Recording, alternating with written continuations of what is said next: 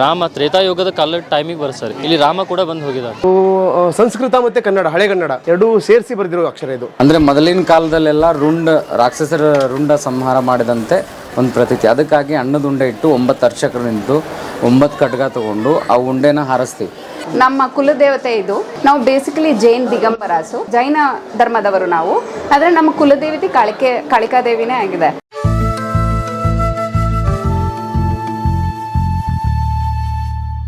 ಸ್ನೇಹಿತರೆ, ನೀವು ಇಲ್ಲಿ ನೋಡ್ತಾ ಇರೋಂಥದ್ದು ನಮ್ಮ ಸಿರ್ಸಂಗಿ ಗ್ರಾಮದ ಕಾಳಿಕಾದೇವಿ ದೇವಸ್ಥಾನ. ತುಂಬ ಶಕ್ತಿಯುತ ದೇವಸ್ಥಾನ ಅಂತ ಈ ಜನ ನಂಬ್ತಾರೆ.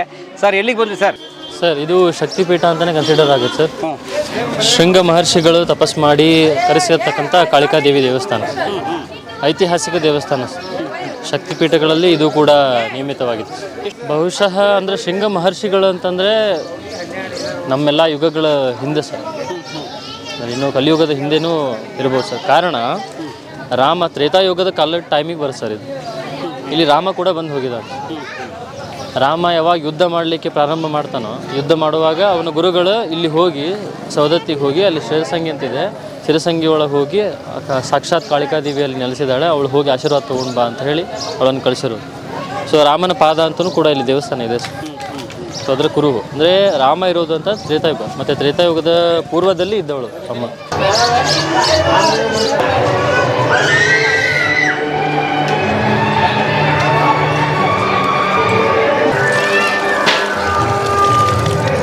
ಯಾವ ಕಾಲದ ಬರ್ತದೆ ಅಂದರೆ ಪರಶುರಾಮ, ವಿಶ್ವಕರ್ಮ ಮತ್ತು ಕಾಳಿಕಾದೇವಿ ಮಧ್ಯಮದಲ್ಲಿ ಇವರು ಬರ್ತಾರೆ ಸರ್. ಅಲ್ಲಿ ಮೂರ್ತಿಗಳಿದಾವೆ ಸರ್, ಅವ್ರಲ್ಲಿ ಮೂರ್ತಿಗಳನ್ನು ನೋಡ್ಬೋದು ನೀವು. ಪಂಚಲೋಹದ ಮೂರ್ತಿಗಳನ್ನು ಮಾಡಿರ್ತಾರೆ ಸರ್. ಇವರು ತಾಯಿ ರೇಣುಕಾದೇವಿಯ ಮಗ ಪರಶುರಾಮ ಸರ್. ಯಾವ್ರನ್ನವರು? ಬಾಗಲಕೋಟೆ ಸರ್. ಇವರು ಪರಶುರಾಮ ಸರ್, ರೇಣುಕಾದೇವಿಯ ತಾಯಿ, ರೇಣುಕಾದೇವಿಯರ ಮಗ ಸರ್ ಪರಶುರಾಮ ಸರ್. ಇವರು ಗುರುಗಳು ಸರ್. ಆಮೇಲೆ ಇವರು ವಿಶ್ವಕರ್ಮ ಸರ್. ವಿಶ್ವಕರ್ಮ ಅಂತಂದರೆ ಎಲ್ಲ ಸೃಷ್ಟಿಯ ಕರ್ತ. ಸೃಷ್ಟಿಕರ್ತ ಬ್ರಹ್ಮ ಅಲ್ವಾ? ಸೃಷ್ಟಿಕರ್ತ ಅಂತಂದರೆ ಯಾವ ರೀತಿಯ ಸೃಷ್ಟಿ ಅಂತಂದರೆ ಆಭರಣಗಳು, ಡಿಸೈನ್ಸ್, ಡ್ರಾಸ್, ಏನು ಮ್ಯಾನುಫ್ಯಾಕ್ಚರಿಂಗ್ ಆಗಿದೆ, ಇಂಜಿನಿಯರ್, ವರ್ಲ್ಡ್ಸ್ ಫಸ್ಟ್ ಇಂಜಿನಿಯರ್ ಅಂತ ಕರೀತಾರೆ. ಓ ಗ್ರೇಟ್. ಅವರ ಅಸ್ತ್ರಗಳೇ ಇಂಜಿನಿಯರಿಂಗ್. ಇದು ನೋಡಿ ಇಲ್ಲಿ ಸರ್, ಇದು ತ್ರಿಶೂಲ ಅಂದರೆ ಇದು ಹುಳಿ, ಇದು ಹುಳಿ. ಹೌದೌದು, ಹುಳಿ ಸುತ್ತಿಗೆ ಎಲ್ಲ ಇದೆ. ನನ್ನ ಹೆಸರು ಶಕುಂತಲಾ ಎಂ ಪತ್ತಾರ್ ಅಂತೇಳಿ. ನಾವು ಬಾಗಲಕೋಟೆಯಿಂದ ಬರ್ತಾ ಇರೋದು. ವಿಶ್ವಕರ್ಮರು ಅಂದ್ರೇ ಇದು ನಾವು ಆರಾಧ್ಯ ದೇವತೆ, ನಮ್ಮದು ಕುಲದೇವತೆ ಅಂತ ಕಾಳಿಕಾದೇವಿನ ಹೇಳ್ತೀವಿ. ಹಾಗೆ ನಮ್ಮ ಕುಲಗುರುಗಳು ಮೌನೇಶ್ವರ ಅಂತ ಹೇಳ್ತೀವಿ. ಮತ್ತು ಇದು ಗಾಯತ್ರಿನೂ ಮತ್ತು ವಿಶ್ವಕರ್ಮ ಅಂದರೆ ಪಂಚಮುಖಗಳು ಇದ್ದಾವೆ ಇದರಲ್ಲಿ. ಅಂದರೆ ನಾವು ಐದು ಕುಲ ಕಸುಬು ಮಾಡ್ತೀವಿ ನಾವು. ಏನೇನು ಮಾಡ್ತೀವಿ? ಏನೇನಂದರೆ ಒಂದು ಬಡಿತನ, ಕಾರ್ಪೆಂಟ್ರಿ. ಓಕೆ, ಅದು ಕಾರ್ಪೆಂಟ್ರಿ.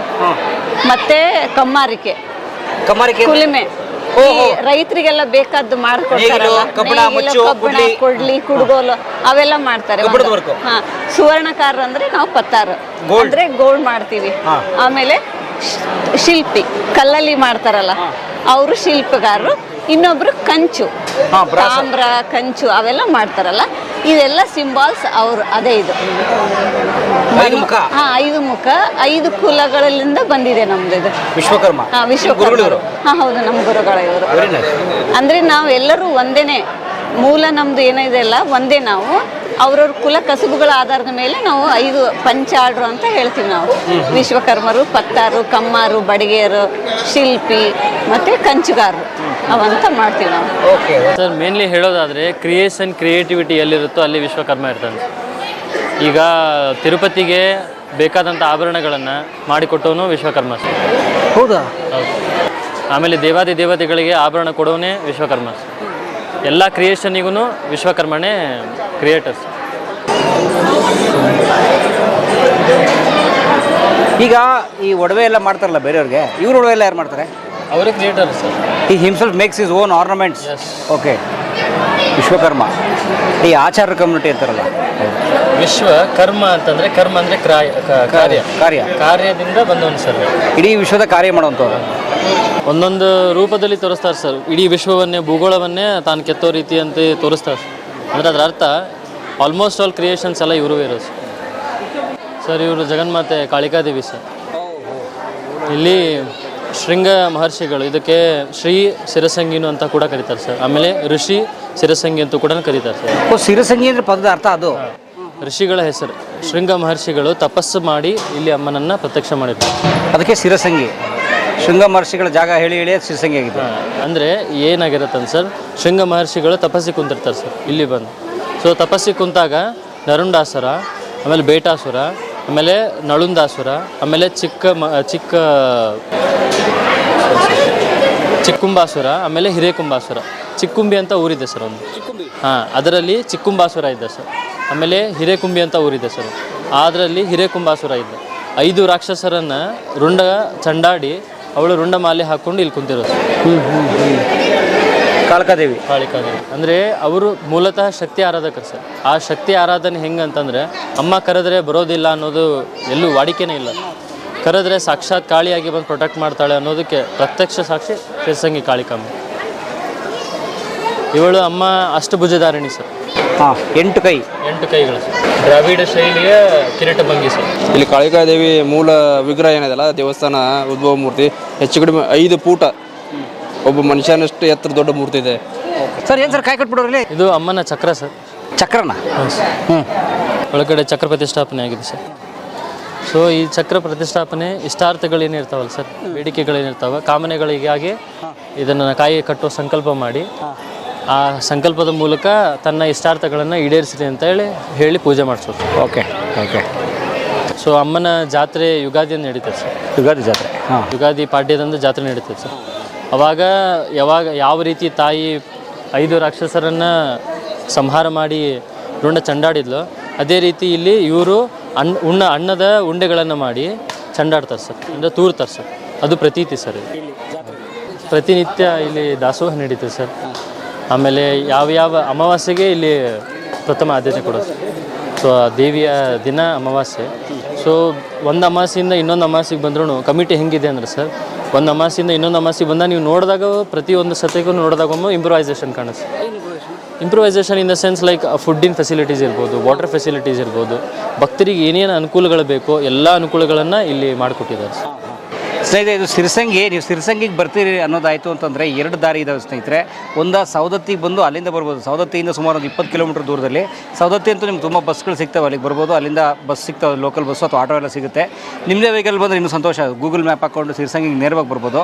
ಇಲ್ಲಾಂದರೆ ನೀವು ರಾಮದುರ್ಗಕ್ಕೆ ಬಂದು ಕೂಡ ಬರ್ಬೋದು. ರಾಮದುರ್ಗದಿಂದ ಕೂಡ ತುಂಬ ಹತ್ತಿರ. ಸೊ 2 ರೂಟ್ನ ನೀವು ಬಳಸೋಕ್ಕೆ ಸಾಧ್ಯ ಇದೆ.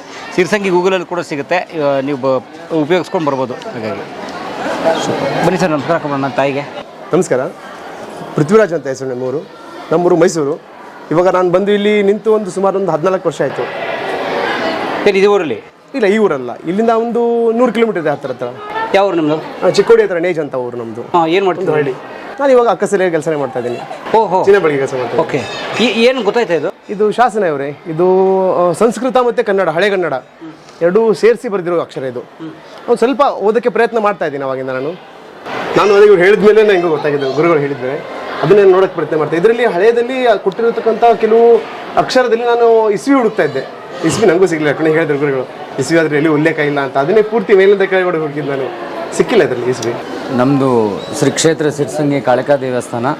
ಸಿರಸಂಗಿ ಕಾಳಿಕಾದೇವಿ ಧರ್ಮಾಧಿಕಾರಿಗಳಾದಂಥ ತೇಜಪಾಚಾರ್ಯ ಮುಖಿ ಅಂತ ಈ ಸತಿ ಪೂಜೆ ಇರೋದು.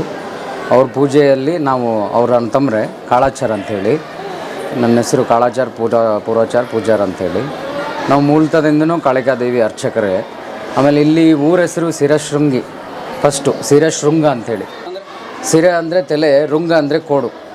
ಮೊದಲಿನ ಋಷಿಗಳ ಒಂದು ಶಿರಶೃಂಗ ಮಹಾಮುನಿ ಅಂತೇಳಿ ಅಲ್ಲಿ ತಪಸ್ಸಿಗೆ ಕೂತ್ಕೊಂಡಂಥ ಜಾಗ ಇದೆ ಬೆಟ್ಟದ ಮೇಲೆ. ಕಾಳಿಕಾದೇವಿ ಆ ಕಡೆ ಬೆಟ್ಟದಿಂದ ಈ ಕಡೆ ಬೆಟ್ಟಕ್ಕೆ ಜಿಗಿದು ರಾಕ್ಷಸರು ಸವಾರ ಮಾಡಿ ಇಲ್ಲಿ ಬಂದು ಉತ್ತರ ದಿಕ್ಕಿಗೆ ನೆಲೆಸಿದ್ದಂಥದ್ದು ಒಂದು ಪ್ರತೀತಿ.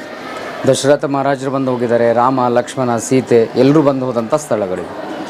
ಇಲ್ಲಿ ಶಿರಶೃಂಗ ಮಹಾಮುನಿ ತಪಸ್ಸಿಗೆ ಕೂತ್ಕೊಂಡು ಕಾಳಿಕಾದೇವಿನ ಒಲಿಸ್ಕೊಂಡು ಆಮೇಲೆ ರಾಕ್ಷಸರು ಸವಾರ ಮಾಡಿದಂಥದ್ದು ಒಂದು. ನಾವು ಯುಗಾದಿ ಪಾಡ್ಯಗೆ 9 ಅನ್ನದ ಉಂಡೆ ಮಾಡ್ತೀವಿ.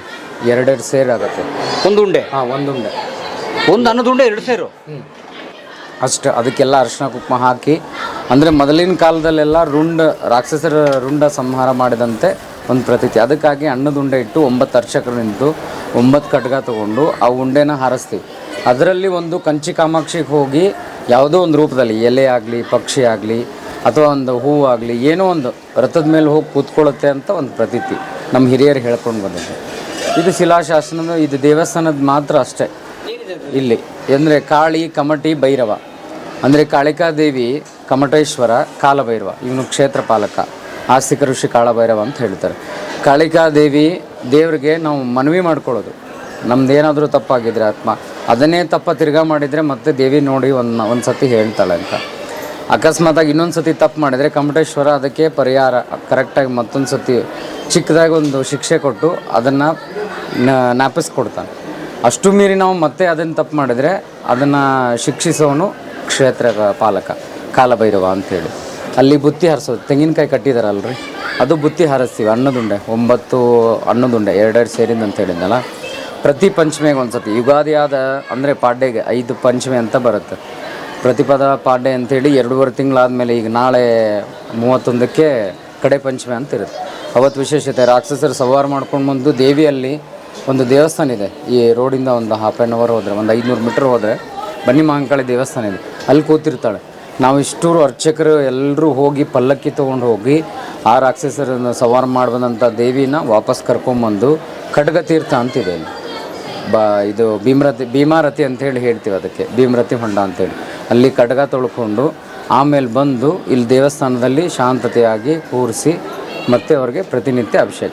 ಆದರೂ ಈಗಲೂ ನಮ್ಮದು ಸುವರ್ಣ ಶಾಲಿಗ್ರಾಮ ಮೂರ್ತಿ ಇದು, ಬಂಗಾರದ ಕಲ್ಲು. ಇವತ್ತಿಗೂ ನಾವು ಒಂದು 5 ಲೀಟ್ರ್ ಹಾಲು ಹಾಕಿದರೆ ಮ್ಯಾಕ್ಸಿಮಮ್ ಒಂದು 4 ಲೀಟ್ರ್ ಅಷ್ಟೇ ಬರುತ್ತೆ. 1 ಲೀಟ್ರ್ ಅದು ಸುವರ್ಣ ಶಾಲಿಗ್ರಾಮದ ಹೀರ್ಕೊಳ್ಳುತ್ತೆ ಅಂಥ ಶಕ್ತಿ ಇರೋದು.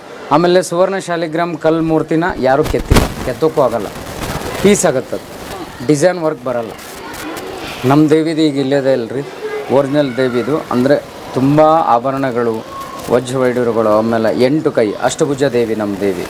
ಒಂದು ಪಾನಿ, ಆಮೇಲೆ ಡಮರುಗ, ನಾಗಪ್ಪ, ತ್ರಿಶೂಲ, ಚಕ್ರಪಾಣಿ, ಕತ್ತಿ ಎಲ್ಲ ಹಿಡ್ಕೊಂಡಿದ್ದು 8 ಕೈ ಇದೆ ಅದರೊಳಗಡೆ. ಅಂದರೆ ಸುವರ್ಣ ಶಾಲಿಗ್ರಾಮ. ಈಗೂ ಬಂಗಾರ ರೇಖೆಗಳಿದ್ದಾವೆ. ಅಂದರೆ ಬೆಳಗ್ಗೆ ಟೈಮ್ ಬರಬೇಕು ನೀವು, ಬೆಳಗ್ಗೆ 6-6:30 ಬಂದರೆ ಅದು ಪೂಜೆಯಲ್ಲಿ ಎಲ್ಲ ಕಾಣಿಸುತ್ತೆ.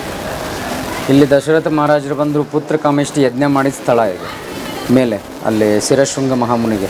ಅದು ಕಾಳಿಕಾದೇವಿ ಆ ಬೆಟ್ಟದಿಂದ ಈ ಬೆಟ್ಟಕ್ಕೆ ಜಿಗಿದು ಬಾಯಾರಿಕೆಯಿಂದ ವರ್ತಿ ಮೂಗಿಲೇ ಒಂದು ಸ್ವಲ್ಪ ತೆಗೆದು ಅಲ್ಲಿಂದ ನೀರು ಕುಡಿದಿದ್ದು ಇನ್ನೂ ಇದೆ. ದೇವಿ ಹೆಜ್ಜೆ ಇದ್ದಾವೆ ಬೆಟ್ಟದ ಮೇಲೆ ಅಲ್ಲಿ. ಇದು ಜಕಣಾಚಾರಿ ಕಟ್ಟಡ ಅಷ್ಟೇ. ಒಳಗಡೆ ಇಲ್ಲಿ ಷಣ್ಮುಖ, ಆಮೇಲೆ ಸಿದ್ಧಿವಿನಾಯಕ, ಸಪ್ತಮಾತೃಕ, ಸೂರ್ಯನಾರಾಯಣ, ಆಮೇಲೆ ಉಮಾಮಹೇಶ್ವರ, ಸಣ್ಣದೊಂದು ಕಾಲಭೈರವ ಇದೆ. ಅಲ್ಲಿ ಸಿದ್ಧಿವಿನಾಯಕನ ಹತ್ರ ಒಂದು ಹೋಲಿತ್ತು. ಮೊದಲಿನ ಕಾಲದಲ್ಲಿ ಏನೋ ನೀರು ಬರ್ತಿತ್ತು ಅಂತ ಹೇಳ್ತಿದ್ರು. ಇವಾಗೆಲ್ಲ ಜನ ಒಂದು ಮಡಿಯಿಂದ ಬರಲ್ಲ, ಮುಟ್ಟಿ ಇದನ್ನು ಮಾಡಿ ಒಂದು ಸ್ವಲ್ಪ ಅದೆಲ್ಲ ಹೋಗ್ಬಿಟ್ಟಿದೆ ದೋಷ. ಕಮಟೇಶ್ವರನ ದೇವಸ್ಥಾನದ ಎದುರುಗಡೆನೇ ನಂದಿ ಅಷ್ಟೇ. ಬಟ್ ಕಾಳಿಕಾದೇವಿ ಭಾಳ ಶಕ್ತಿಯುತ, ತುಂಬ ಪವರ್ಫುಲ್ ದೇವಿ. ಇಲ್ಲಿ ಹೆಸರು ಕೇಳಿರ್ಬೇಕು ನೀವು, ನರಗುಂದ, ನವಲ್ಗುಂದ, ಯಡ್ರಾಮಿ, ಬೆಡ್ಸೂರು, ಚಿಕ್ಕುಂಬಿ, ಹಿರೇಕುಂಬಿ ಇವೆಲ್ಲ ರಾಕ್ಷಸರು ಊರೇ. ಮೊದಲು ಅದಕ್ಕೆ ನರುಂದ ಅಂದರೆ ನರಗುಂದ, ನಲುಂದ ಅಂದರೆ ನವಲ್ಗುಂದ, ಯಟಾಸುರ ಅಂದರೆ ಯಡ್ರಾಮಿ, ಬೆಟಾಸುರ ಅಂದರೆ ಬೆಡ್ಸೂರು, ಚಿಕ್ಕುಂಬ ಅಂದರೆ ಚಿಕ್ಕುಂಬಿ, ಹಿರೇಕುಂಬ ಅಂದರೆ ಹಿರೇಕುಂಬಿ ಇವೆಲ್ಲ ರಾಕ್ಷಸರು ಊರೇ. ಅವು ಇವಾಗೆಲ್ಲ ನಮ್ಮ ರೂಢು ಭಾಷೆಯಲ್ಲಿ ಇದು ಸಿರ್ಸಂಗಿ ಆಗಿದೆ ಅಷ್ಟೇ. ಮೊದಲು ಇದಕ್ಕೆಲ್ಲ ಶಿರಶೃಂಗ, ನಮ್ಮದು ಈಗ ಬ್ರಾಕೆಟ್ನಾಗೂ ನಮ್ಮ ಹೆಸರಲ್ಲೇ ಅಲ್ಲ ಶಿರಶೃಂಗನೇ ಅಂತಿದೆ ನಮ್ಮ ರಿಜಿಸ್ಟರ್ ಎಲ್ಲ ಇದ್ರೊಳಗಡೆ. ವಿಶ್ವಕರ್ಮ ಕುಲದೇವಿ ಇದೀವಿ, ವಿಶ್ವಕರ್ಮರನ್ನ ಕುಲದೇವಿ. ಪ್ರತಿಯೊಬ್ಬರು ಮನೆಯಲ್ಲೂ ವಿಶ್ವಕರ್ಮರ ಕುಲದೇವಿನೇ ಆಗಿ ಆರಾಧನೆ ಮಾಡಿಕೊಂಡು ಬಂದಂಥ ಭಕ್ತಾದಿಗಳಿಗೆ ಏನೇ ಅವರ ಸಂಕಷ್ಟಗಳಿದ್ರೂ ಅದನ್ನು ಪರಿಹಾರ ಮಾಡುವಂಥೇಳಿ ಆ ಋಷಿ ಮಹಾಋಷಿ ಹೇಳಿದ್ದಕ್ಕೆ, ಶೃಂಗ ಋಷಿ ಮಹಾಮುನಿ ಹೇಳಿದ್ದಕ್ಕೆ ಉತ್ತರಕ್ಕೆ ಮುಖ ಇದೆ. ಈಗ ಪೂರ್ವಕ್ಕಲ್ಲ, ಉತ್ತರಕ್ಕಿದೆ ರೀ ಮುಖ. ಸರ್, ನಾನು ಪದ್ಮಿನಿ ಅಂತ ಹೇಳಿ, ನಾನು ಮೈಸೂರಲ್ಲಿ ಇರ್ತೀನಿ. ಆದರೆ ನಮ್ಮ ತಂದೆ ಮನೆ ದಾವಣಗೆರೆಯಲ್ಲಿರೋದು. ಹೌದು, ನಮ್ಮ ತಂದೆ ತಾಯಿ ನಾವು ದಾವಣಗೆರೆಯಿಂದ ಬಂದಿದ್ದೀವಿ. ನಾವೇನು ಅಂದರೆ ನಮ್ಮ ತಂದೆ ಅವ್ರ ತಂದೆ ಕಾಲದಿಂದಲೂ ನಾವಿಲ್ಲಿ ಬರ್ತಾ ಇದ್ದೀವಿ. ನಮ್ಮ ಕುಲದೇವತೆ ಇದು ಬೇಸಿಕ್ ಕಾಳಿಕಾದೇವಿ ಅಂತ ಹೇಳಿ. ನಾವು ಬೇಸಿಕಲಿ ಜೈನ್ ದಿಗಂಬರಾಸು, ಆದರೆ ಜೈನ ಧರ್ಮದವರು ನಾವು. ಆದರೆ ನಮ್ಮ ಕುಲದೇವತೆ ಕಾಳಿಕಾದೇವಿನೇ ಆಗಿದೆ. ಅದು ಹೇಗೆ ಅಂತ ನಮ್ಮ ತಂದೆನೇ ಬೇಕಿದ್ರೆ ಹೇಳ್ತಾರೆ.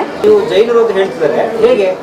ನಾವು ನಮ್ಮ ಮುತ್ತಜ್ಜನ ಕಾಲದಿಂದನೂ ಇದು ನಮಗೆ ಮನೆದೇವತೆಯಾಗಿ ಕುಲದೇವತೆಯಾಗಿ ನಮಗೆ ನಡ್ಸ್ಕೊಂಡು ಬಂದಿದ್ದೀವಿ. ನಮ್ಮ ಅಜ್ಜ ನಡೆಸ್ತಾ ಇದ್ದರು. ಆಮೇಲೆ ನಮ್ಮ ತಂದೆ ತಾಯಿಗಳು ಹೇಳಿದ ಪ್ರಕಾರ ನಾವು ಪ್ರತಿ ವರ್ಷಕ್ಕೊಂದು 10-15 ಸಾರಿ ಬರ್ತೀವಿ ಇಲ್ಲಿಗೆ. ಬಂದು ದೇವರಿಗೆ ಎಲ್ಲ ನಾವು ಅಭಿಷೇಕ ಮಾಡಿಸಿ ಇಲ್ಲಿ ಬಂದು ಕುಟುಂಬದವರೆಲ್ಲ ಬಂದು ಒಂದು ರಾತ್ರಿ ಉಳಿದು ಹೋಳಿಗೆ ಅಡುಗೆ ಮಾಡಿ ನಾವೆಲ್ಲ ನೈವೇದ್ಯ ಮಡಿಯಿಂದ ನೈವೇದ್ಯ ಮಾಡಿ ನಾವು ಮತ್ತು ಮಾರನೇ ದಿವಸ ಊರಿಗೆ ಹೋಗ್ತೀವಿ. ಇದು ನಾನು ಬಂದ ಮೇಲೆ ನಮ್ಮ ತಂದೆ ತಾಯಿಗಳಿಂದ ನಾನು 50 ವರ್ಷದಿಂದ ಇಲ್ಲಿಗೆ ನಡ್ಕೊತಾ ಇದ್ದೀನಿ. ಪ್ರತಿ ವರ್ಷದಲ್ಲಿ 5-6 ಸಾರಿ ಬರ್ತೀನಿ. ಇದು ಭಾಳ ಮಹಿಮೆ ಇದು. ಸರ್ ನಾನು basically home maker. Sir professor ಇದ್ದಾರೆ, ನಮ್ಮ ಮನೆಯವ್ರು ಮೈಸೂರಲ್ಲಿ ಪ್ರೊಫೆಸರ್ ಇದ್ದಾರೆ. ಇಲ್ಲ ಸರ್, IMSc ಅಂತ ಹೇಳಿ ಒಂದು ಇದರೊಳಗೆ ಪ್ರೊಫೆಸರ್ ಆಗಿ ವರ್ಕ್ ಮಾಡ್ತಾ ಇದ್ದಾರೆ. ನಾನು ನನ್ನ ತಾಯಿ ಮನೆಗೆ ಬಂದಿದ್ದೀನಿ ಅಂತ ಇಲ್ಲಿ ಬಂದಿದ್ದು. ಬಟ್ ಮುಂಚೆ ಏನಾಗಿತ್ತು ಅಂದರೆ ಹುಬ್ಬಳ್ಳಿ ಆಸು ಪಾಸು ಎಲ್ಲ ನಮ್ಮ ತಂದೆ ಅವರೆಲ್ಲ ಇದ್ದರು, ಅಜ್ಜ ತಾತನ ಕಲೆ ಅವರೆಲ್ಲ. ಇಲ್ಲೇನೇ ಅಂದರೆ ತಾಯಿ ಕುಲದೇವತೆ ಅಂತ ಹೇಳಿ ಎಲ್ಲರೂ ಜೈನ ಧರ್ಮದವರೆಲ್ಲ ಇಲ್ಲಿ ಬರ್ತಾಯಿದ್ರು. ಅದೇ ಪರಂಪರೆಯಾಗಿ ಹಾಗೆ ಅದು ಮುಂದುವರಿಸ್ಕೊಂಡು ಹೋಗಿ ಇವಾಗ ಇದು ನಮ್ಮ ಕುಲದೇವತೆಯಾಗಿ ಹಾಗೆ ಉಳ್ಕೊಂಡಿದೆ. ಅದನ್ನು ನಾವು ಅದೇ ಪರಂಪರೆಯನ್ನು ಮತ್ತೆ ಅನುಸರಿಸ್ಕೊಂಡು ಬಂದಿದ್ದೀವಿ. ಪ್ರತಿ ವರ್ಷ ಹೇಗೆ ನಮಗೆ ನಮ್ಮ ಧರ್ಮದ ಸಂಸ್ಥಾಪಕರು ಮಹಾವೀರರು ಅವರಿಗೆ ನಾವು ಹೇಗೆ ಇದನ್ನು ಮಾಡ್ತೀವೋ ಅದೇ ಥರ ನಮ್ಮ ಈ ಕುಲದೇವತೆನ ನಾವು ಮರೆಯಲ್ಲ. ವರ್ಷಕ್ಕೆ 1 ಸಲಿನೋ 2 ಸಲಿನೋ ಪ್ರತಿ ಸರಿ ಕುಟುಂಬ ಸಮೇತರಾಗಿ ಬಂದು ನಾವು ತವ್ರ ಮನೆಗೆ ಬಂದರು. ಇವಾಗ ರಜೆಗೆ ಅಂತ ಹೇಳಿ ಎಲ್ಲ ತವ್ರ ಮನೆಗೆ ಬಂದಿದ್ದೀವಿ. ಆದರೂ ಎಲ್ಲ ಬಂದು ಇಲ್ಲಿ ನಾವು ದೇವಿಗೆ ಏನು ಹರಕೆ ಕಾಣಿಕೆ ಏನು ಒಪ್ಸೋದಿದೆನೋ ಅದನ್ನೆಲ್ಲ ಒಪ್ಪಿಸ್ಬಿಟ್ಟು ಇವತ್ತು ಹೊರಡ್ತಾ ಇದ್ದೀವಿ. Thank you sir. Thank you sir. Kalika ದೇವಿಯ ಆಶೀರ್ವಾದ ಎಲ್ರಿಗೂ ಇರಲಿ. ಸಿರ್ಸಂಗಿಗೆ ಬಂದರೆ ನೀವು ಲಿಂಗರಾಜರ ವಾಡೆ ಅದನ್ನೆಲ್ಲ ನೋಡೋ ಜೊತೆಗೆ ಕಾಳಿಕಾ ದೇವಿಯ ದೇವಾಲಯ ಕೂಡ ನೋಡೋಕ್ಕೆ ಬಹಳನೇ ಸುಂದರವಾದಂತಹ ಅಷ್ಟೇ ಶಕ್ತಿಶಾಲಿಯಾದಂತಹ ಒಂದು ದೇವಾಲಯ. ಆಸಕ್ತರು, ಭಕ್ತಿ, ನಂಬಿಕೆ ಇರುವಂಥವ್ರು ಬನ್ನಿ ಅಂತ ನನ್ನ ಮನವಿ. Thank you.